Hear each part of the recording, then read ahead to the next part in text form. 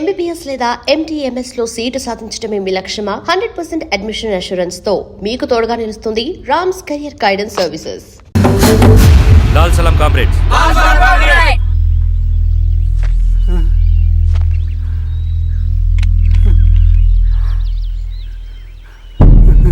1 లక్ష రూపాయలు సంపాదించడానికి ఎన్ని రోజులు పడుతుంది? అడిగిన దానికి సూటిగా సమాధానం చెప్పు.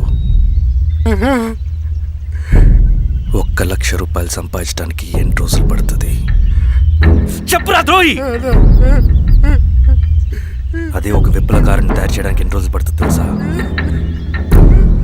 చెప్పురా. ఒక సూర్యగోళాన్ని సృష్టించినంత కష్టంరా. అలాంటి వాడిని ఒక 5,000 అమ్మేస్తావు కదరా.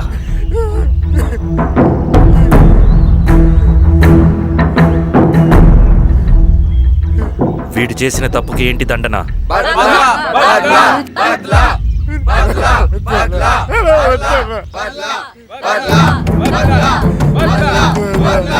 నీలాగా డబ్బుకు కకృతిపడి విప్లవకారుల్ని బలిపెట్టే ప్రతి ఒక్కొక్కడికి నీ చావుకు గుణపాఠం కావాలి.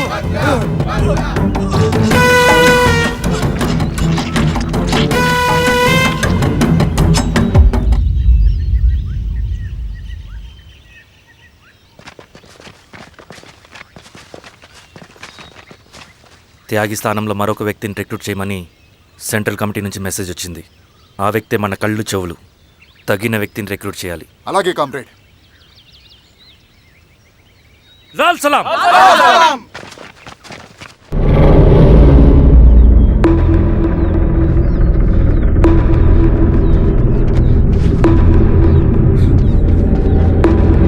సార్ సార్ సార్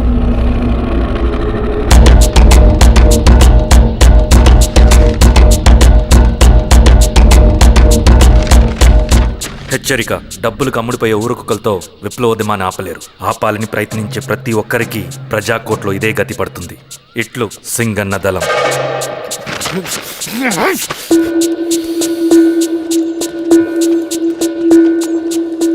అయ్యా, మీకోసం చెన్నారెడ్డి గారు శేషారెడ్డి గారు వచ్చారండి. కూర్చోమని చెప్పు. సరే అండి.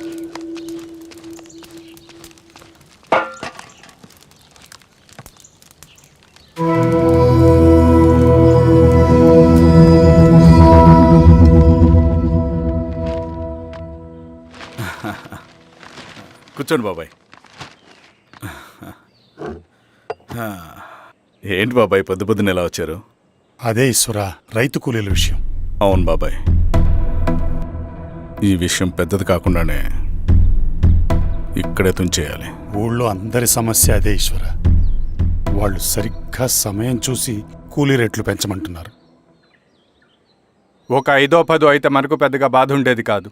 ఏకంగా 50 రూపాయలు పెంచమంటున్నారు. ఇక మనకు మిగిలేదేంటన్నా?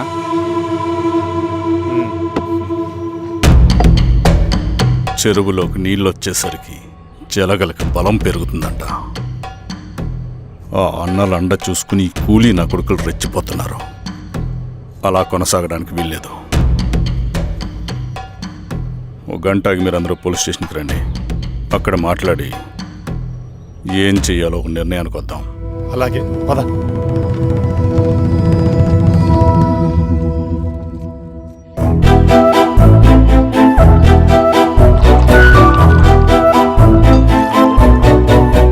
బాబు సార్, స్టేషన్కి ఓ 10 టీలు త్వరగా పంపించు. Okay sir. Okay sir.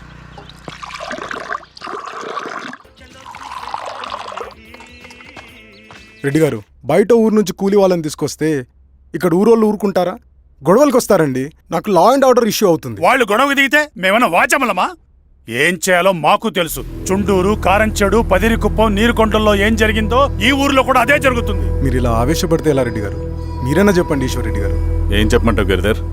వాళ్ళు ప్రతి సంవత్సరం ఇలా పెంచుకుంటూ పోతూ ఉన్నారు. ఈ సంవత్సరం 50, వచ్చే సంవత్సరం ఎంతని ఎవరికని వాళ్ళు అడిగిందంతా ఇచ్చుకుంటూ పోతూ ఉండాలా మేము? వచ్చే సంవత్సరం పెంచర్లేండి సార్. సరే, అలాగని వాళ్ళని రాసిమ్మని చెప్పండి, అప్పుడు చూద్దాం. వీరస్వామి, ఆ నరసింహ గారిని పిలు. సార్. నరసింహ గారు సార్ పిలుస్తున్నారు. నమస్తే సార్. నమస్తే, కూర్చోండి. Sir tea. నమస్కారం. నమస్తే సార్. టీ అందరికీ చూడండి నరసింహులు గారు, మీరు అడిగింది ఇవ్వటానికి వాళ్ళు సిద్ధంగా ఉన్నారు. కానీ వచ్చే సంవత్సరం మీరు కూలీల రేటు పెంచబోమని హామీ ఇవ్వాలి. వచ్చే సంవత్సరం మిగిలిన వస్తువుల ధరలు పెరగవని మీరు హామీ ఇవ్వండి, అలాగే మేము ఇస్తాం. మేము అడిగింది మీ చేతిలో ఉంది, మీరు అడిగింది మాత్రం మా చేతిలో లేదు. వాళ్ళ చేతిలో ఉంది సార్, అంతా అన్నల చేతిలో ఉంది. సార్, వాళ్ళెవరో మాకు తెలియదు. మేమెవరి చేతుల్లో కీలువమనం కాదు. ఇది మా రైతు కూలీలందరం కలిసి సమిష్టిగా తీసుకున్న నిర్ణయం. చిన్న చిన్న అవసరాలకు అప్పులు తీసుకున్న పాపానికి మా భూముల్ని బలవంతంగా గుంజుకుని మా పొలాల్లో మమ్మల్నే కూలీలుగా మార్చారు వీళ్ళు. భూమి మాది, పని చేసేది మేము, పండించేది కూడా మేమే. అవన్నీ మీ పార్టీ మీటింగ్లో చెప్పుకోండి, వింటారు. కూలీ డబ్బులు ఎవరి దయాధర్మం కాదు, మీకు తోచినంత ఇవ్వడానికి అది మా హక్కు. మేము అడిగింది న్యాయబద్ధంగా ఇవ్వకపోతే మీ పొలాల్లో ఒక గింజ కూడా రాలదు. పండిన పంటనంతా కాకులకి గద్దలకి వేసుకోవాల్సి వస్తుంది. ఇక దీని మీద చర్చ అనవసరం. వస్తాం. నరసింహులు గారు కొంచెం ఆగండి సార్, మీరేనా కొంచెం చెప్పండి సార్. కొవ్వెక్కిన ఎండ్రకాయ కన్నంలో ఇరుక్కుందంట.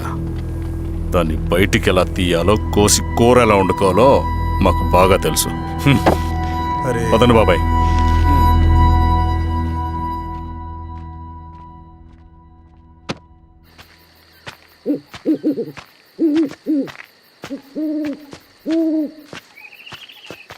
లాల్ సలాం కామ్రేడ్. లాల్ సలాం. ఇంత పొద్దున లేచారంటన్నా? విప్లవకారుల జీవితాలు ఇంతే కదా రవి. 15 ఏళ్ళుగా ఇదే జీవితమే కదా బతుకుతున్నాను. ఎటువైపు నుంచి ఎవడొచ్చి అటాక్ చేస్తాడో తెలీదు. పరిగెడుతూనే ఉండాలి. ఈ అడవిలో కడుపు నిండా తిండి, కంటి నిండా నిద్ర కూడా ఉండదు. ఒక్కొక్కసారి తాగడానికి చుక్క నీరు కూడా దొరకదు. 2 పుస్తకాలు, ఒక కిట్ బ్యాగ్, అందులో 2 జతలు, ఒకటి ఒంటి మీద, ఇంకోటి దండం మీద. ఇవే మనకున్న ఆస్తి. ఒక్కొక్కసారి ఇవి కూడా ఉండవు. బార్డర్లో సైనికుడు లాంటి వాడే, అడవిలో విప్లవకారుడు కూడా. ఇదంతా జనం కోసం, వాళ్ళ బతుకుల్లో వెలుగు కోసం. సరే, ఏం సమాచారం? కూలీ రేట్లు పెంచే విషయంలో భూస్వాములు చాలా పట్టుదలగా ఉన్నారన్న. కానీ మన నరసింహులు నన్ను ఒప్పుకోలేదు. మీటింగ్ అయ్యాక వెళ్తూ కోపంగా ఏదో మాట్లాడారన్న. నాకెందుకు అనుమానంగా ఉంది. కీడు తలపడితే ఎక్కువ నష్టం వాళ్ళకే రవి. కానీ మధ్యలో రైతు కూలీల పరిస్థితి ఏమైపోతుందని ఆందోళనగా ఉందన్న. చదరంగంలో నిలబడ్డాక చావుకి వెరవకూడదు రవి. ఇన్నాళ్ళు వాళ్ళు ఇచ్చిన పావలాకి 10 పైసలకి కూలి చేశారు. వాళ్ళ జీవితాలు బాగుపడాలంటే మనం ఎత్తిన పిడికిని దించకూడదు. సరే అన్న. స్వామి, ఎలా ఉన్నారు ఊళ్ళో అందరూ? అందరూ బాగున్నారమ్మా. కోతలు కొయ్యలేదేంటి? ఊళ్ళో కూలి రేట్ల కోసం గొడవ నడుస్తూనే ఉందమ్మా. అడిగినంత ఇవ్వాల్సిందేనని కూలీలు, నచ్చినంత ఇస్తామని రైతులు. ఎవరు రేటు తేగట్లేదమ్మా. ఈ ఇష్యూలో అన్నలు ఇన్వాల్వ్ అయ్యారా? వాళ్ళు వెనక లేకుంటే ఈ కూలి చేసుకునే వాళ్ళకి ఎక్కడి నుంచి వచ్చినాయి అమ్మా ఎన్ని గుండ్లు? ఇచ్చింది పుచ్చుకుంటమే తప్ప ఏనాడన్నా ఇంత కావాలని అడిగారా వీళ్ళు? పోనీలే, ఇన్నాళ్ళకైనా వాళ్ళకేం కావాలో నోరు తెరిచి అడగగలుగుతున్నారు. సంతోషమేగా. తీసుకుని ఇక మీదటైనా జాగ్రత్తగా ఉంటుంది.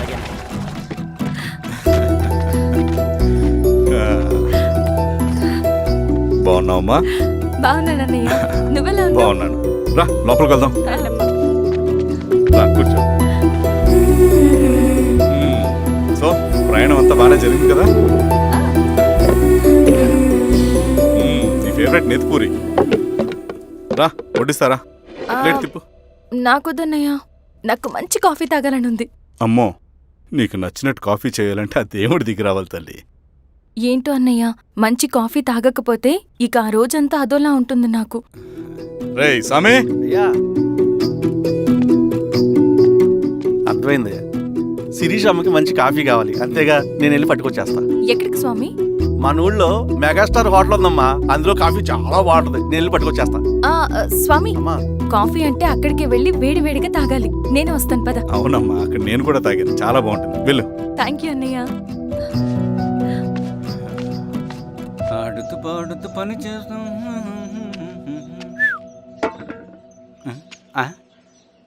ఏంది మీ పిల్లగాడికా? అవును. ఒకసారి పెట్టుకొని చూస్తా. పెట్టుకో.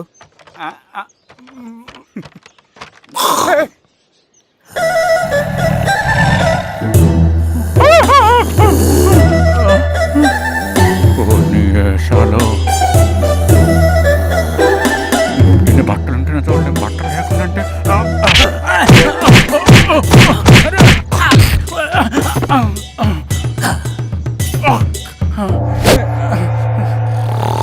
చంపేస్తా. నీకు దండ పెడతా.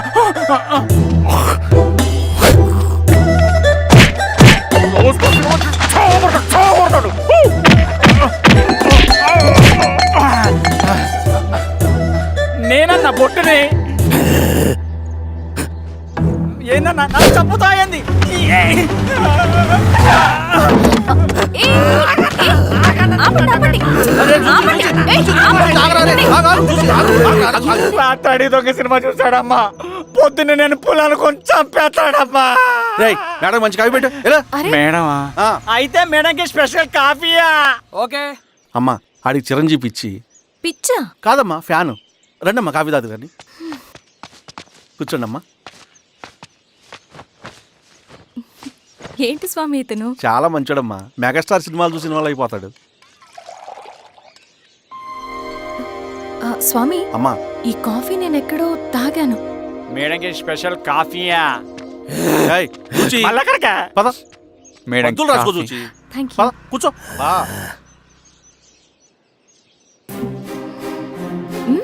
కాఫీ బాగుంది. ఎవరు చేశారు? మా రవణ పెట్టాడమ్మా. రవి? ఎవరు రమ్మను? రవణ మేడం పిలుస్తున్నారు.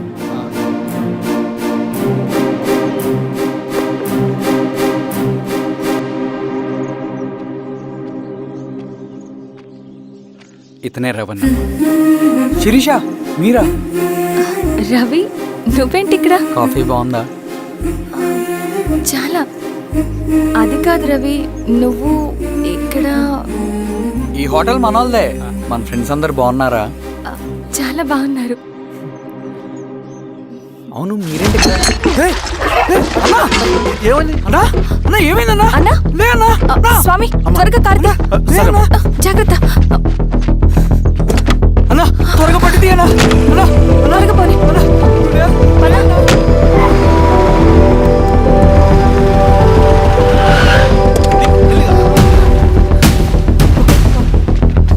డాక్టర్ డాక్టర్ డాక్టర్ ఏమైంది? డాక్టర్ త్వరగా చూడండి డాక్టర్.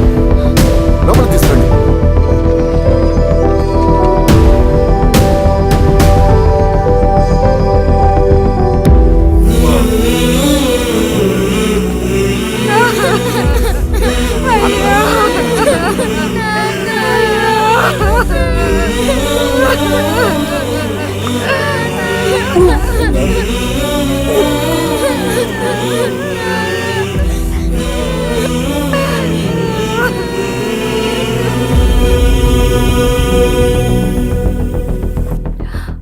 ఎలా ఉంది డాక్టర్? డాక్టర్ చనిపోయాడమ్మా.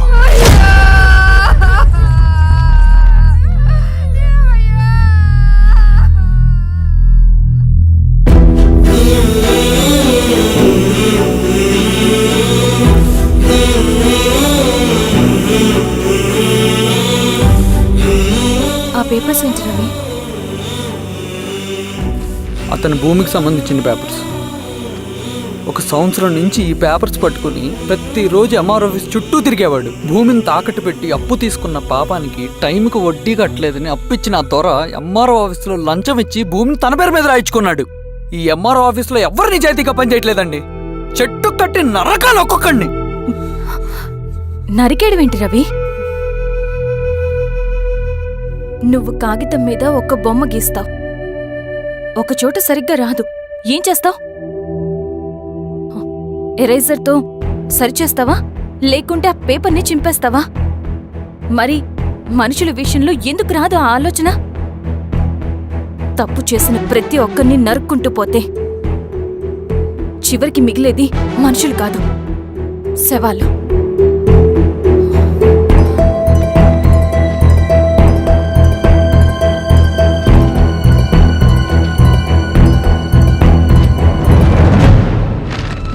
పదరవి రా.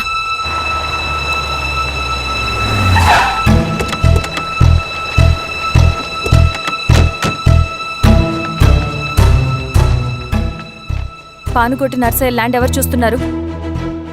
మీరెవరు? ఇదిగోండి అప్లికేషన్. ఇది డిస్ప్యూట్ ల్యాండ్, ఎవడేం చేయలేడు. నీ నిర్లక్ష్యం, నీ లెక్కలేనితనం వల్ల ఒక నిండు ప్రాణం పోయింది. ఒక కుటుంబమే రోడ్డు మీద పడింది తెలుసా? ఏంటమ్మా గొడవ?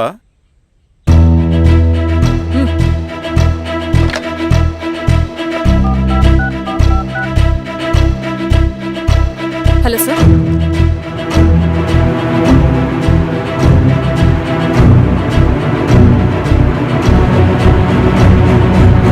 Okay sir. You are dismissed. Peon, నేను ఒక పేపర్ ఇస్తాను, అది కలెక్టర్ గారికి ఫ్యాక్స్ చేయి. అలాగే మేడం. ఎవరమ్మా మీరు? ఈ ఊరికి కొత్తగా వచ్చిన ఎంఆర్ఓ.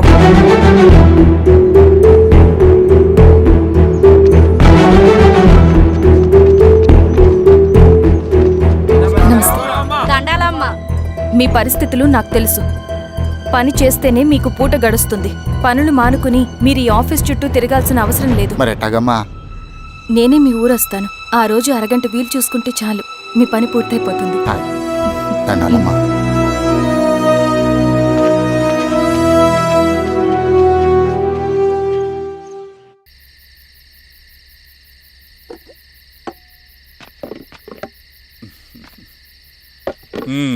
ఎంఆర్ఓ గారు ఏంటి ఛార్జ్ తీసుకున్న మొదటి రోజే ఆఫీస్లో మీ పవర్ చూపించారట? అన్నయ్య, నువ్వు సస్పెండ్ చేసిన వ్యక్తి నా దగ్గరికి వచ్చాడమ్మా. పాపం కన్నీళ్లు పెట్టుకున్నాడు. అతడి వల్ల నష్టపోయిన ఒక వ్యక్తి నా కళ్ళ ముందు చనిపోయాడన్నయ్య. కన్నీళ్లు ఎన్నిసార్లు తుడుచుకున్నా పోతాయి, కానీ వీళ్ల నిర్లక్ష్యంతో పేదవాళ్ల ప్రాణాలే పోతున్నాయి. అన్నయ్య, మనూరి సమస్య పేదరికం కాదు, నక్సలిజం. నాలాంటి ప్రభుత్వ ఉద్యోగులు వాళ్ళ డ్యూటీలు సక్రమంగా చేయకపోవడం వల్ల విసిగిపోయిన జనం అడవిలో వాళ్ల హెల్ప్ తీసుకుంటున్నారు. ఒక వ్యవస్థ ఇక్కడ సరిగ్గా పనిచేయనందుకే మరో వ్యవస్థ అక్కడ పుట్టింది. అందుకే నా పన్నం చేయనివ్వండి. స్నానం చేసిరండి, భోజనం చేద్దాం.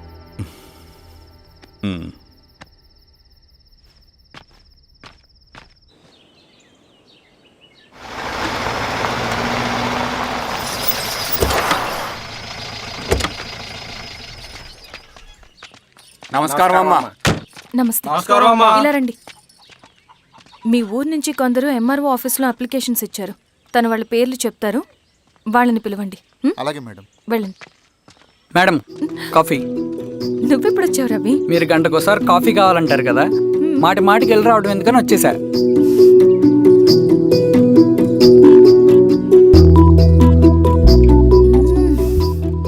రవి, ఈ కాఫీ కోసమైనా నేను పెళ్లి చేసుకోవచ్చు.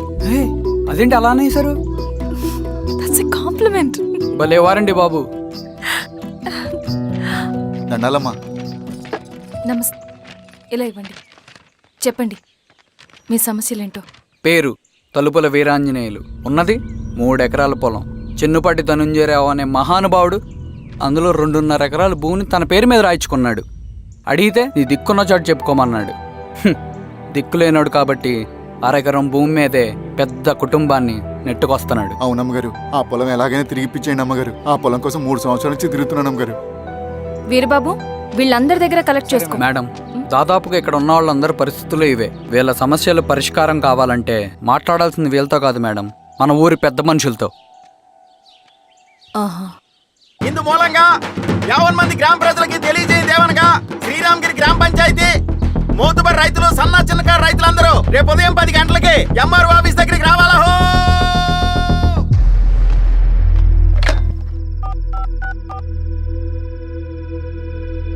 హలో, ఎవరు? నమస్తే బాబాయ్, నేను ఈశ్వర్ రెడ్డి. ఎలా ఉన్నావు? బాగున్నా. చెప్పు బాబాయ్, శిరీష్ ఎంఆర్ ఆఫీస్లో భూ సమస్యల గురించి రేపు మీటింగ్ ఏర్పాటు చేసింది. ఈ విషయం మన వాళ్ళంతా ఎలా తీసుకుంటారో అర్థం కావట్లేదు. అందుకనే మీకు ఫోన్ చేశాను. శిరీష్ చెప్పింది చేయండి, అదే మనకి కలిసి వస్తుంది. సరే బాబాయ్, ఉంటాను.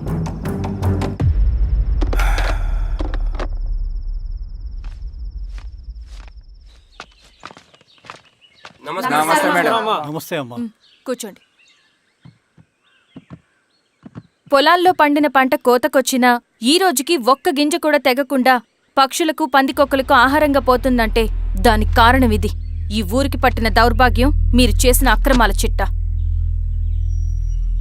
కడుపు మంటతో ఉన్నవాళ్లు మీరు చెప్పిన కూలీకొచ్చి ఎందుకు పనిచేస్తారు? దౌర్జన్యాలు చేసి దిక్కున్న చోట చెప్పుకోమన్నారు. ఇప్పుడు అడవే వాళ్ళకి దిక్కైంది. అది ఎవరి తప్పు? మొత్తం 100 ఎకరాల పైచిలుకు భూమి వాళ్ల దగ్గర దౌర్జన్యంగా లాక్కుని ఇన్ని సంవత్సరాలుగా మీరు అనుభవిస్తూ ఉన్నది. మీ అంతట మీరుగా తిరిగిచ్చేస్తారా, లేదా చట్టం ఎలా పనిచేస్తుందో మీకు చేసి చూపించమంటారా? అలా చేయండి మేడం. నువ్వు ఆగవే నరసింహులు. ఏం చేయాలో మా ఎంఆర్ఓ గారికి బాగా తెలుసు. అట్టా కానివ్వండి అమ్మా. ఇస్తే మీ పొలాలు ఇవ్వండి, మా వివం. మీ పేరేంటి? సామిరెడ్డి. రూల్స్ ప్రకారం వెళ్తే మీ మొత్తం పొలం పోతుంది. కూర్చోండి. రై సామరెడ్డి కూర్చో.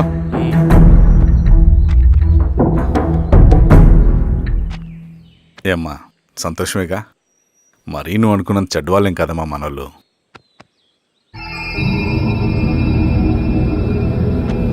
పదనాన్న. నమస్తే. పెద్ద ఆయన చెప్పాడు, అంతా మన మంచికే. పోను పోను నీకే అర్థం అవుతుంది. సెంట్రల్ కమిటీ నుంచి కొత్త ఆర్డినెన్స్ వచ్చాయి. దాంట్లో ముఖ్యమైనవి జరగబోయే మైనింగ్ని ఆపాలి, రెండోది జెడ్పీటీసీ ఎలక్షన్స్ని బైకాట్ చేయాలి, దీనికి జనాల్ని సిద్ధంగా ఉంచాలి. లాల్ సలాం కామ్రేడ్. లాల్ సలాం. ఏంట్రవి, శ్రీరామ్గిరిలో భూస్వాములందరూ దేవుళ్ళైపోయారంట, పేద ప్రజలకంతా వరాలు ఇస్తున్నారంట, ఏంటి సంగతి? అవునన్నా, నేను కూడా ఆశ్చర్యపోయాను. ఒక గవర్నమెంట్ ఆఫీసర్ తలుచుకుంటే ఒక ఊరు క్షణాల్లో ఎలా మారిపోద్దో నా కల్లారా చూశానన్నా. అది కాదన్నా, అంటే నా ఉద్దేశం వాళ్ళు ఏం చేసినా దానికి ఒక స్ట్రాటజీ ఉంటుంది. శిరీష వాళ్ళ వర్గానికి చెందిన అమ్మాయి. ఆ అమ్మాయికి ఎంత పాపులారిటీ వస్తే వాళ్ళకంత మంచిది. ఎందుకంటే వాళ్ళ అన్నయ్య ఈశ్వర్ రెడ్డి రాబోయే జెడ్పీటీసీ ఎలక్షన్స్లో చైర్మన్గా పోటీ చేయబోతున్నాడు.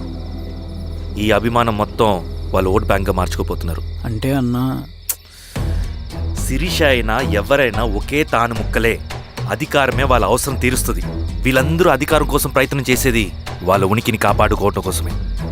రేపే నామినేషన్ వేస్తున్నారు.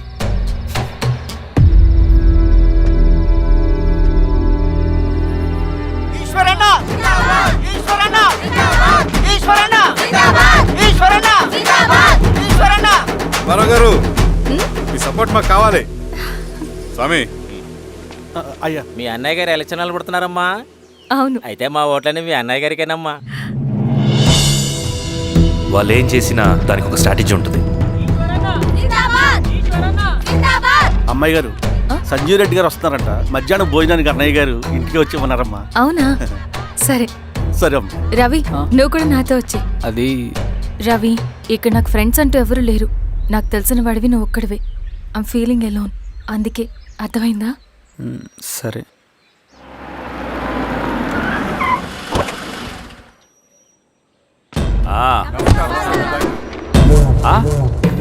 సురా, బాగున్నావా?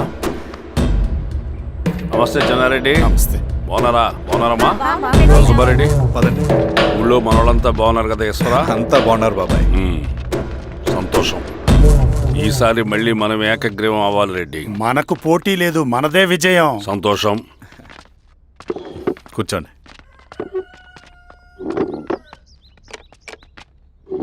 మీరందరూ లోపలికి వెళ్ళి భోంచేయండి. అలాగే అన్న. ఆ రైతు కూలి సమస్యలు ఎంతవరకు వచ్చినాయి? మాట్లాడుతున్నాం బాబాయ్, దాని గురించి మీరేం వరి అవ్వట్లేదు. బాబాయ్, ఆ, నమస్కారం. రండి రండి. ఎంఆర్ఓ శిరీషారెడ్డి గారు. శిరీష రెడ్డా? ఆ, శిరీష అనే పిలవచ్చుగా. అమ్మమ్మ, పులికి పంచాలాగా సింహానికి చూలాగా అది మన ఐడెంటిటీ, అది అట్లా ఉండాలి. సరే బాబాయ్, నేను ఫ్రెష్ అయ్యేస్తాను, మీరు కానివ్వండి. అయినా ఈ కాలం చదువుకున్న ఆడపిల్లలతో మాట్లాడటం చాలా కష్టం. చుట్టుపక్కల శిరీషుకున్న ఇమేజ్ మనకి చాలా మంచి అయింది ఈశ్వరా. నేను అడగకముందే పార్టీ హైకమాండ్ సర్వే చేయించి నీకే ఫేవర్గా ఉండడం వల్ల టికెట్ ఇచ్చింది.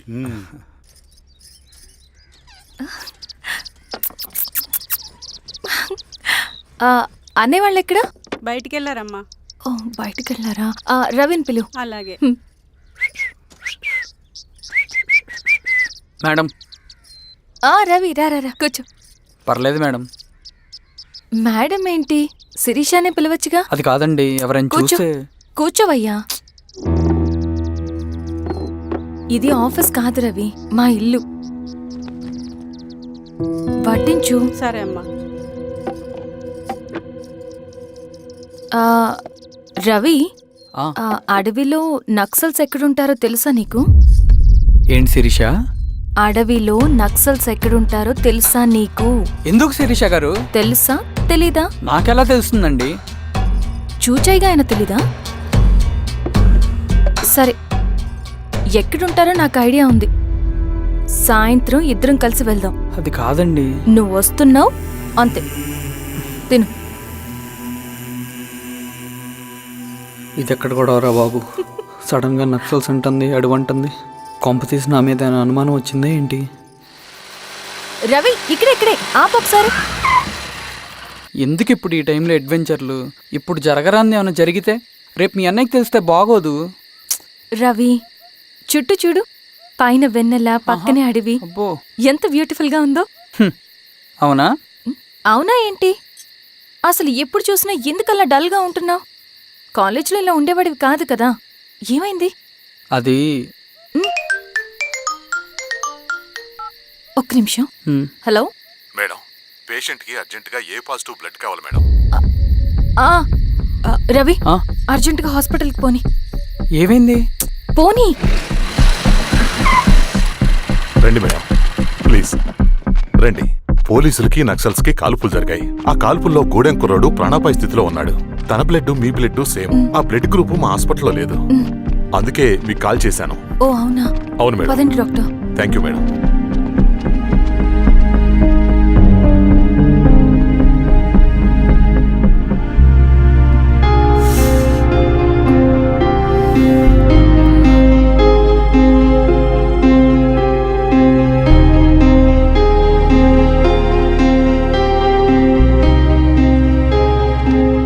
Thank you madam. పర్లేదు డాక్టర్. ఇప్పుడు అతనికి ఎలా ఉంది? తను స్పృహలో లేడు మేడం. రవి నీ దగ్గర మనీ ఉందా? ఉన్నాయి. ఇవ్వు. ఇది అతనికి అందించండి, జాగ్రత్తగా చూసుకోండి. అలాగే మేడం.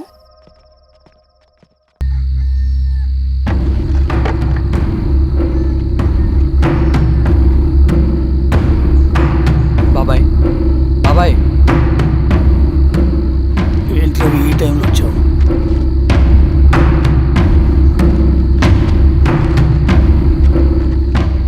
కామ్రేడ్, జరగబోయే జెడ్పీటీసీ ఎలక్షన్లో మన పార్టీ తరఫున జెడ్పీటీసీ చైర్మన్ పదవికి పోటీ చేయడానికి అర్హుడైన అభ్యర్థిగా మిమ్మల్ని సెంట్రల్ కమిటీ ఏకగ్రీవంగా నిర్ణయించింది. ఒక మామూలు రైతు కూలిని నాయకుడిని చేయగలిగిన దళం ఒక్కటే. ప్రాణాలు అడ్డేసైనా సరే అన్న చెప్పింది చేసుకుంటూ పోతా. లాల్ సలాం కామ్రేడ్. లాల్ సలాం.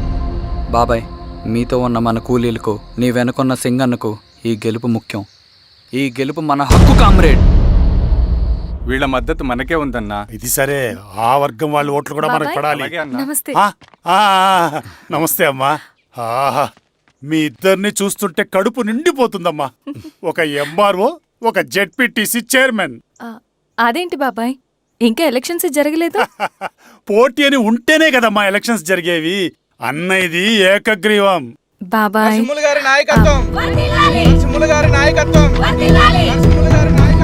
ఓ, అయితే పోటీ ఉందన్నమాట. స్వామి, కార్తీ, ఆఫీస్కి వెళ్దాం. అలాగే రండి.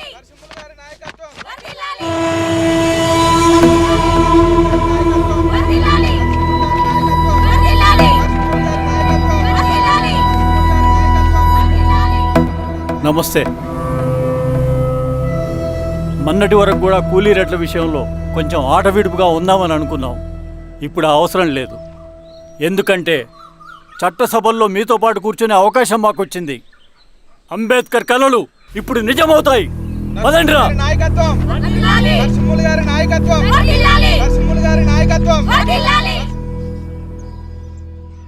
ఆ నర్సరీ ఎలక్షన్ పోటీ చేయటం ఏంటి? నా కర్మ వీరస్వామి, నా పోస్టింగ్ ఉన్నప్పుడే ఇవన్నీ జరగాల. ప్రచారానికి మారువేషంలో అన్నలు కూడా వస్తారేమో సార్. రాని ఎవడన్నా వచ్చి విప్లవం, ఉద్యమం అని మాట్లాడాడు అనుకో, నా కొడుకుని అప్పుడు గానీ జీవితమే ఒక ఆట, సాహసమే పుబాట. ఎదురే నాకు లేదు, నన్నెవడు ఆపలేడు. ఎదురే నాకు లేదు, నన్నెవడు ఆపలేడు. జీవితమే ఒక ఆట, సాహసమే పుబాట. ముసుగు మీద చేయేస్తే మడత పెట్టి కొడతా. నువ్వా? ఎవడరేడు? ఈ తెల్లని గుర్రం శాంతికి సంకేతం. ఈ నల్లని బట్టలు న్యాయానికి చిహ్నం. ఈ ఎర్రని రంగు విప్లవానికి నాంది. ఈ కొరడ శిక్షా స్మృతికి చిహ్నం. నాగలి గుర్తు చేయాలి ఓటు. నాగలి నాగలి గుర్తు మీద ఓటేయాలి. నాగలి గుర్తు మీద ఓటేయాలి. ప్రతిసారి ఎన్నికలు వస్తున్నాయి. ప్రతి ఎన్నికలప్పుడు రకరకాల పార్టీల నుంచి నాయకులు వస్తున్నారు. లేనిపోని వాగ్దానాలు చేస్తున్నారు. పొలాలు ఇస్తామంటారు, భూములు ఇస్తామంటారు, ఇల్లు కట్టిస్తామంటారు. ఏమన్నా జరిగిందా ఇప్పటి వరకు? ఏం జరగలేదు కదా, మరి కష్టాలన్నీ పోవాలంటే ఏం చేయాలి? మన పార్టీని మనం గెలిపించుకోవాలి. నాగలి గుర్తుకే ఓటేయండి. ఇన్ని సంవత్సరాలు మీకు సేవ చేసుకునే అవకాశం నాకు ఇచ్చారు. అలాగే ఇంకొకసారి మాకు ఓటేసి భవిష్యత్తులో కూడా మీకు సేవ చేసుకునే అవకాశం మాకు ఇస్తారని కోరుకుంటూ మీ ఈశ్వర్ రెడ్డి.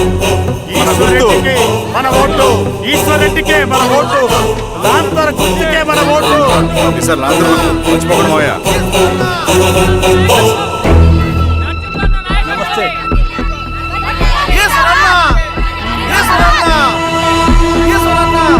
అబ్బాయి అమ్మా, గుర్తుంది కదా లాంతర్ గుర్తు. అలాగే కూలీ రేట్లు పెంచమంటే పెంచడం, ఎలక్షన్లో డబ్బులు మాత్రం మంచుతారు. ఏ మనుషులో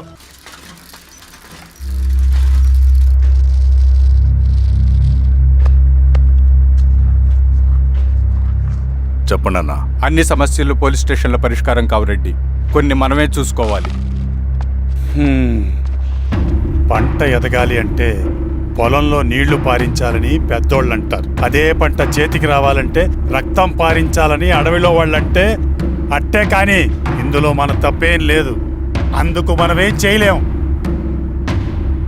ఊర్లో అన్నిటికీ పెద్ద అడవి. ఏది జరిగినా నీ చేతుల మీదగానే జరగాలి. అర్థమైంది కదా? పదరా.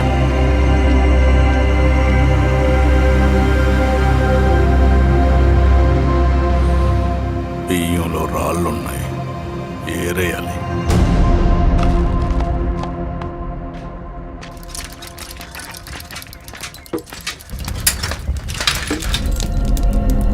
నమస్తే నరసింహన్న. నమస్తే. నమస్తే. ఓ లీటర్ పాలు పోయి. సుబ్బన్న అంత బాగున్నారా? అవునా?